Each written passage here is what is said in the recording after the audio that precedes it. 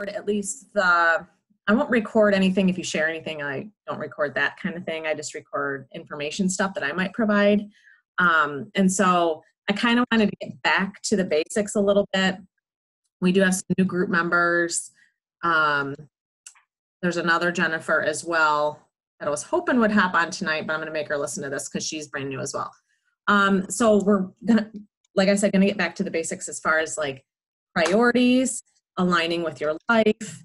And we've talked a lot about this, but we're going to go more in depth with it tonight and how some tips to kind of look at your life a little bit differently. What are some things to tweak to really make your days feel fulfilling and feel like it aligns better? And everyone in the group's been doing a nice job with doing small things to, but sometimes it's hard to figure out because we just get into our, day to day, and it's just what's normal. You know what I mean? Like, it's just our routines. We get into our routines, and so shifting out of that can be very challenging. So, I think the big question that we kind of evaluate even at the end of each day is, because we, in today's society, we're just busy people, just the way it is. And the question to ask yourself at the end of the day is, through all the hustle and bustle of my day, did my day align with my core values? And that's a tough one, I mean, some parts of our day we have no control over, like work. Obviously, even if work isn't number one on your priority list, obviously a big chunk of your day is work, and there's nothing we can do about that. But there's certain parts of our day that we can. And so we owe it to ourselves to do the best we can to help make sure our actions are serving us as humans and what we feel like our purposes are for our families and for ourselves and whoever else. So when I've talked about these priorities, it's really, really important to be super clear about them. And they can be super general. That's totally fine. But I think the other piece, because mine are super general as well: God, family, self-care, business, and my job. Like, those are my top 5, and then in that order, actually. And so, but what's really important is to understand, like, what would your life look like ideally if it all worked? Okay, sorry, I just have pop-up came on my computer. What would it look like if you just created a day and it was completely aligned with your priorities? What would that look like? Just kind of dreaming, totally, like, you don't have kids, you don't have just what, you just kind of wipe the slate clean, and then, so that's just something to think about. But what I do want you to do, if you have a piece of paper, just like jot down those 5 things that you've talked to me before, and what just a quick little thing on the side, what would it look like? So if, for me, faith, one thing that I really made a big adjustment with is, and I was just talking to Jennifer about it, it's like, I read the Bible every morning. It's just important to me. And then I do a spiritual-based book. I usually read a chapter a morning. What I do want to add in next is really incorporating more with my kids. And Jennifer, you do a great job with your kids doing that every night, which is awesome. That's just important to me. It's part of my core values. And so something intentional that I can shift. So that's what it would look like. I just need to kind of work out the details for it. For my self-care, sleep, I have finally put that as a big priority for me. And then now I'm getting back to working out. That was a priority for me. And what would that look like? Because we, in all reality, we're all busy. We have things going on. So we have to really look at it differently, so just kind of jot down something quickly. And as you're doing that, I just want to mention that when we think about our priorities, we want to think about them as the most important things in our lives, right? As opposed to the urgent things in our life.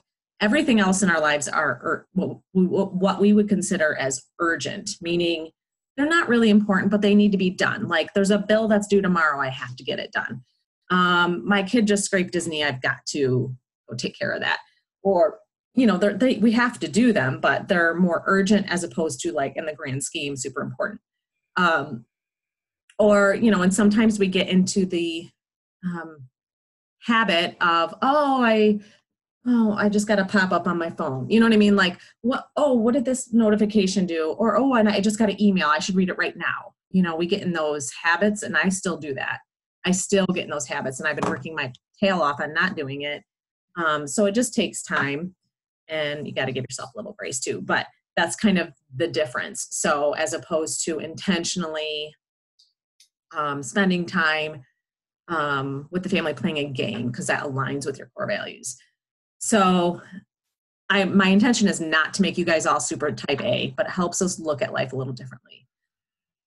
So did you guys get a chance to, was there anything in particular that you're willing to share? You don't have to, from your top 5, that, what would it look like?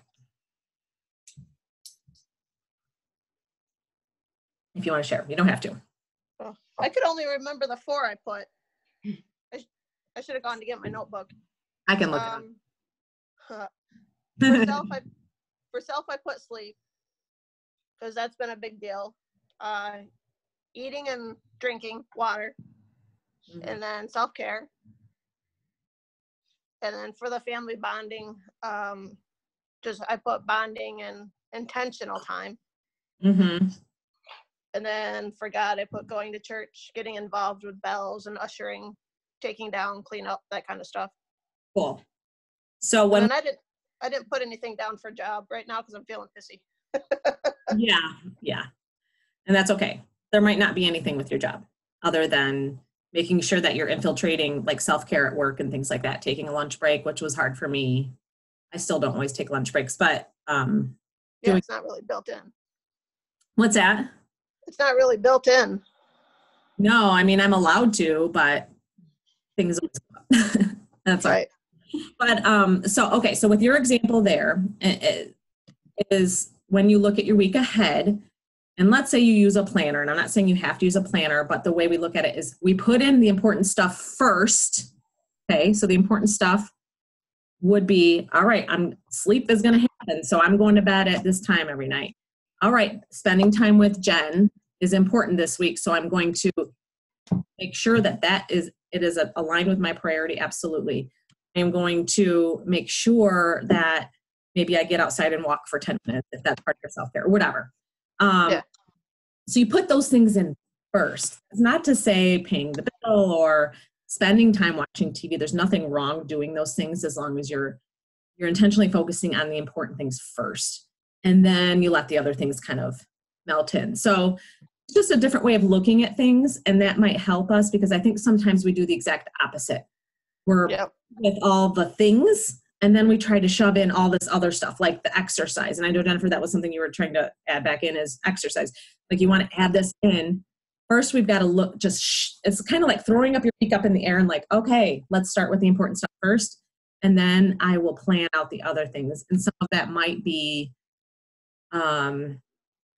I can't think of some of I can only think of the things that I like to do.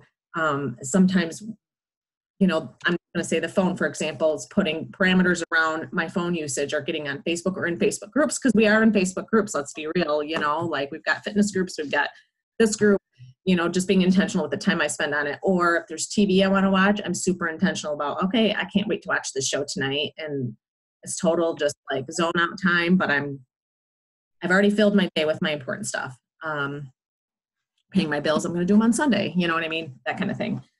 All right. So I'm going to give you guys a few tips just kind of through your week to help you kind of just think about your things a little bit differently. So one thing would be to each morning, you don't have to write it down, but you can write it down or you can think of the actions, the actions that, we've talked about intentionally planning our days. It kind of goes with it. Like, what are my actions going to be today that fits my priorities? What is my action when I get home from work? And oftentimes we're often tired. So we got to make sure that we, are aware of that. What is that self-care piece that we need to make sure that we transition into our home life from work? Because that's hard.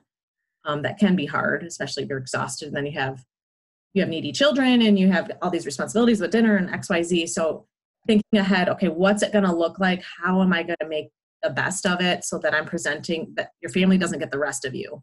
You want to give your family the best of you. And so that self-care is really important, and that transition time is really important. So just in the morning, just super simple, along with your intentional thinking, just kind of put that in with it. Like I am, I'm intending to, and I love Jennifer's way that she does her devotions with her kids. That's something that you have made a priority and you make it happen. And it's a non-negotiable. And you've intentionally created that for your family because it's a priority. And that's a perfect example of that. And it's important to you. And so it's kind of the same thing. If it's important to you to have like a healthy dinner at night, you are going to intentionally, and maybe you think about your meals on Sunday or whatever, but you're going to intentionally, okay, we're going to sit down, we're going to have a healthy meal together as family or whatever, and make it happen. So thinking about those things in the morning. If you're a writer like me, I jot things down. It just makes it more real for me. You can write it down. You can even highlight things if you want, if you're fun, you kind of type A like me. And just recognizing the important things go first. It's kind of like that idea, I think you've probably all heard of it when you get like a mason jar. You can either put the sand in first and then the rocks, or and you can't get all the rocks in, but if you put the rocks in first, the sand will fill in the crevices. It's the same kind of thing. And so helps us think about those things, and helps us think about the urgent stuff and how we can delegate or look at things differently. Like for me today, I made my lunches for the week, and that just saved my weeknights 15 minutes every night. That's kind of big. 15 minutes is a lot when you got 4 kids, so I was like, the kids were often doing something, so I made all my lunch for the week. I'm like, oh my God, I feel so good about it. The second thing is, and we've talked about this before, personal development, just reading or using something that's important, keeping it in your day-to-day, whether it's listening to something on Audible or a podcast, or sitting down and actually reading, or finding a quote of the day each day, something that just kind of keeps as your North Star for the day, sort of. Something that's going to inspire you, help you get closer to your goals or the things that you want to have in your life for the day. So that would be my second tip. The next one is kind of goes along with it, but don't be afraid. And I do this all the time when I'm folding laundry. I always put a podcast on, or I listen to a book, and so it does. First of all, it makes folding laundry less painful. I just feel like I'm fueling my brain with some things that are going to help me stay in the mindset I want to stay in for myself and for the family. Other thing is, and this one can be tricky, and it's different depending on your life schedule, but scheduling the activities that don't align with your goals in an infrequent manner. For example,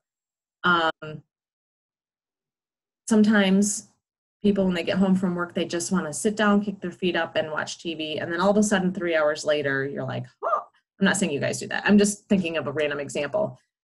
Instead, it would be to schedule it and think of it like, okay, at this time, I'm going to do this, and I'm going to intentionally just zone out for an hour, whatever it is. It's not that you can't do those things.